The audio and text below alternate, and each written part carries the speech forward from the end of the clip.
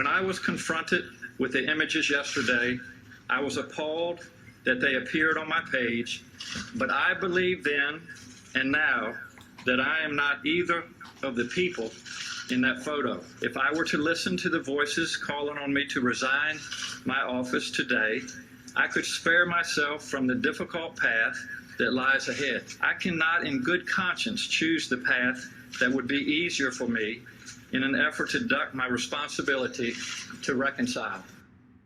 That same year, I did participate in a dance contest in San Antonio, in which I darkened my face as part of a Michael Jackson costume. I look back now and regret that I did not understand the harmful legacy of an action like that. You said that the competition in San Antonio was a dance competition? Yes. And it was that you danced the moonwalk? That's right. Are you still able to moonwalk?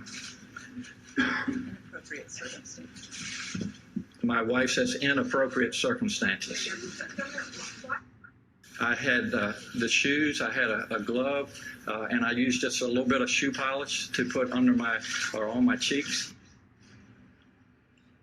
Democratic Virginia Governor Ralph Northam during his press conference on Saturday, a day after he apologized for being in a 1984 medical school yearbook photo that shows a man dressed in blackface and another as a Klansman. The photo ran alongside other pictures and personal information about Northam, who was a medical student at the time. Joining us now, President and CEO of the NAACP, Derek Johnson, former GOP counsel for the House Oversight Committee, opinion writer for the Daily Beast, and author of the book E Pluribus One, Sophia Nelson is with us, and historian, author of The Soul of America, and Rogers Professor of the Presidency at Vanderbilt University, John Meacham. He's an NBC News and MSNBC contributor. John Heilman, Eddie Glaude Jr., Elise Jordan, all still with us as well. Derek Johnson, thanks so much for being with us. If Northam refuses to resign, what should Democrats across the country do?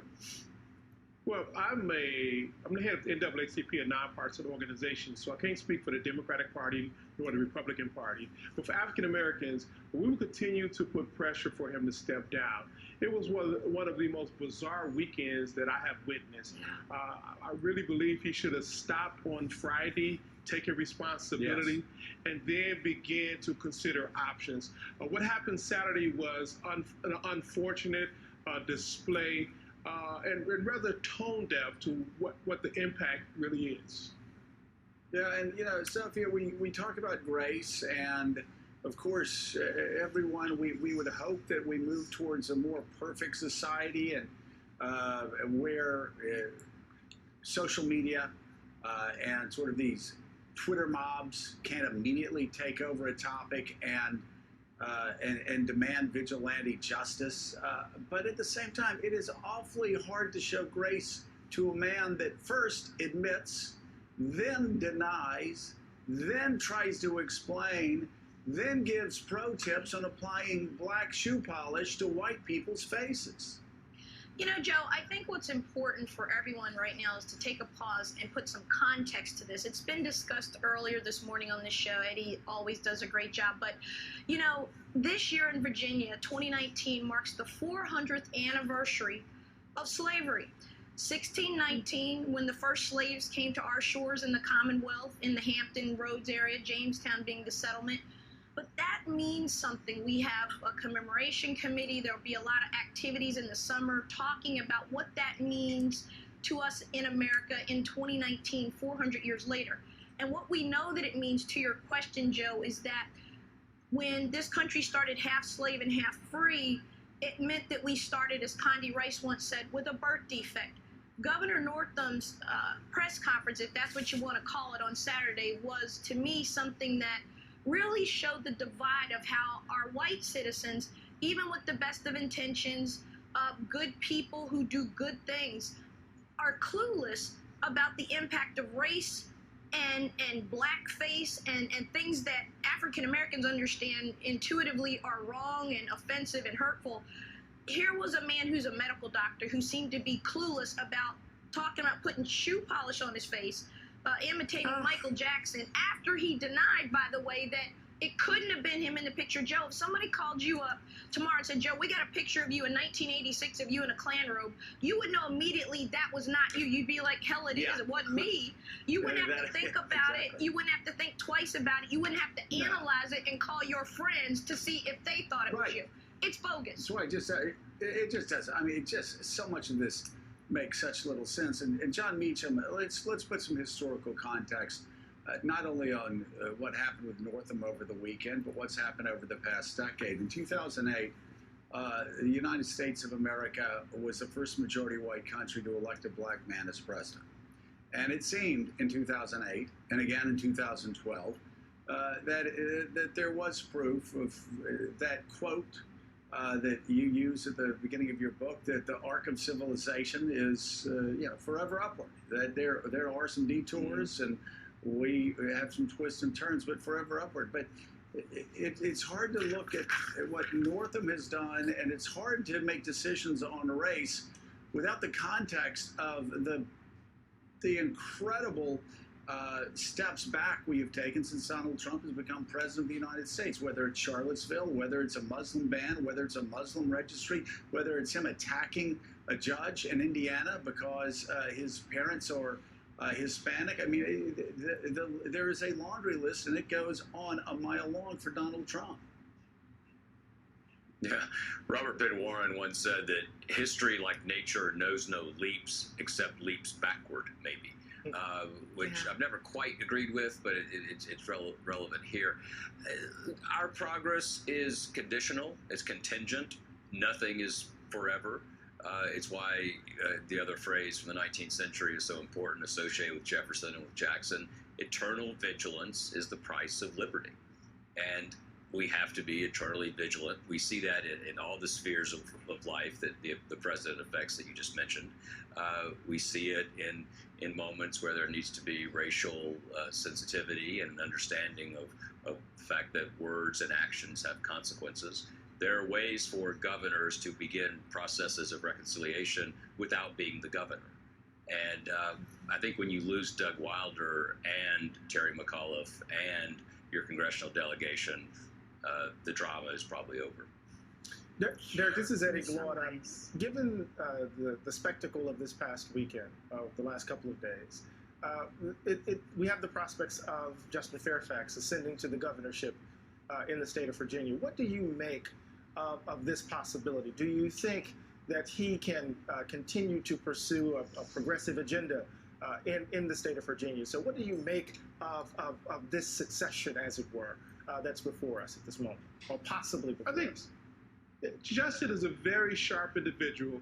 He fought very hard to get elected as lieutenant governor, despite the party not supporting him initially. He fought in a general election, despite the fact that he was left off many of the sample ballots. So he understands how to navigate the political landscape. He's true to the community from which he comes. He's clear about what's important to be a true American, and he will represent the state of Virginia, I think, in a really good way. And no, Eddie, you are from Mississippi. I'm a resident of Mississippi. That's right. Joe, you are a son of the South. And we all know that it is a hard reality for Southern whites to really address the concept of the Confederacy, slavery, and race relations. And that's a hard reality that many Southern whites have to address and confront, that the Confederacy was a treasonous activity, that much of the culture around that people must denounce or move away from in order for us to move forward as a nation. And that's what we just seen in this Northam scenario. But with Justin, he wouldn't come to the table with that baggage. He possibly could be a person to heal what is taking place in Virginia. And I look forward to his governorship. Sophia, Elise Jordan here. You were speaking very movingly about the history of Virginia when it comes to slavery and race. And just in 2017, we saw the horrible protest, the horrible KKK rally in Charlottesville, Virginia. And what does it say about Governor Northam that he lived through that? I believe he would have been campaigning at that point. He saw the footage, which I just saw the footage again this weekend, watching Spike Lee's incredible movie Black Klansman, which if it doesn't get a Best Picture bid he has been robbed, but the footage of that moment in Charlottesville, what does it say about the governor that this was his response over the past weekend? Well, I think it says that he ceded his moral authority, and every leader, and we talked about this with our current president of the United States, our founding fathers, and John will back me up on this, believe that we needed a moral and virtuous government and leaders, right? Now, we can debate what those terms moral and virtuous meant when 13 of our first presidents of the first 18 or so had slaves, right? So moral and virtuous, however, means something, and I think in the context of Charlottesville, we got a wake-up call in the Commonwealth, which again is the heart of the Confederacy during the Civil War, the beginning of slavery. Remember, Virginia is the first colony, 1607, right?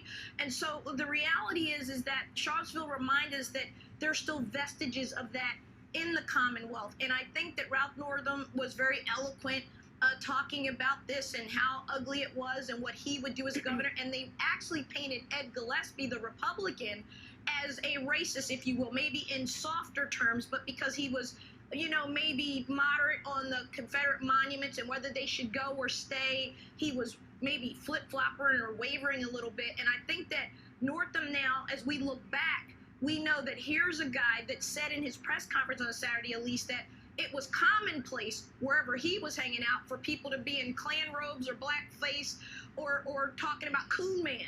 I don't know who he was hanging out with, but I was in high school in 1984. That's how old I am. And I know where I grew up, that wasn't commonplace at all. So I think that he ceded his moral authority, which is the answer to your question. All right. Well put. As we celebrate Black History Month, Derek, you wanted to highlight a pivotal leader in the civil rights movement, Ella Baker.